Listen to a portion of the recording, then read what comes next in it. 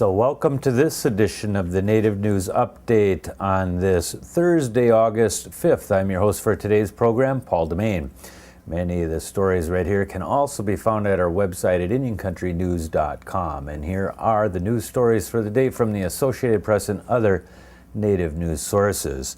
A Southern Arizona tribe has become the first to issue identification cards with enhanced federal security features to its members. The cards will allow members of the Pascua Yaqui tribe to enter the United States by land or through a seaport of entry. They were developed after more than a year of consultation with the U.S. Department of Homeland Security. The Pascua Yaqui began issuing the cards on a voluntary basis August 2nd.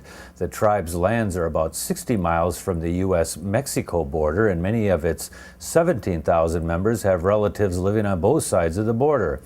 The cards meet the requirements of what's known as the Western Hemisphere Travel Initiative, a post-September 11, 2001 effort to strengthen U.S. border security. The cards have radio frequency identification technology and allow for the electronic verification of tribal membership, identity, and U.S. citizenship. The National Congress of American Indians has said it's hopeful the use of the secured cards could be expanded to allow tribal members to travel abroad. The comment came as the Iroquois Nationals lacrosse team fought to travel to a World Championship tournament in England late last month on passports issued by the Iroquois Confederacy. Bartenders, beverage servers, and other workers at the Foxwoods Resort Casino voted recently in favor of having union representation. The National Labor Relations Board, which ordered the election, said the result was 190 to 145. Brian Petronella, president of the Local 371 of the United Food and Commercial Workers Union, called it a victory for the 400 bartenders and other beverage workers who will be represented. Petronella said that although he expected the casino, which is owned by the Mashantucket Pequot Tribal Nation, to file objections to the election, more than likely down the road we will be negotiating a contract with Foxwoods. In ordering the election, the NLRB overrode objections by the casino that Mashantucket Pequot labor relations law should apply. Foxwoods said in a statement that the result would not become official unless the NLRB certifies it after legal objections have been resolved. Our hearing is set for August 7th on whether the Kewaunee School District in Wisconsin can keep Indians as its nickname. The Wisconsin State Department of Public Instruction received a complaint in June over the school's use of the nickname and its logo featuring a profile of someone wearing a feathered headdress. A new state law allows the department to order schools to drop race-based nicknames and logos if they are determined to be discriminatory. During late July, the department ordered the Osseo Fairchild to stop using its chieftain's nickname. That was the first order of its kind under the law that went into effect in May of this year.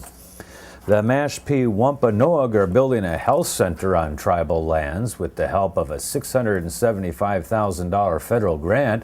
The clinic, expected to open by January, will include a 4,800 square foot building with 4 exam rooms, 2 procedure rooms, and a laboratory. Tribal Council member Cheryl Fry Cromwell tells the Cape Cod Times that medical and dental services will now be available to tribal members through the Indian Health Service, a branch of the U.S. Department of Health and Human Services. She says members will be encouraged to join Massachusetts Health or other insurance programs to cut costs to the federal office. Fry Cromwell says a clinic in Mashpee will encourage more members to seek health care because they won't have to travel as far for services. The leader of a $150 million American Indian business will be honored by the U.S. Small Business Administration. Ho-Chunk Inc. CEO Lance Morgan has been chosen as the region's Minority Small Business Person of the Year. An award presentation ceremony is planned in Winnebago, Nebraska on August 8th. SBA official Leon Milobar says Morgan has led his company to economic success and provided hope to the Winnebago tribe through the company's philanthropy.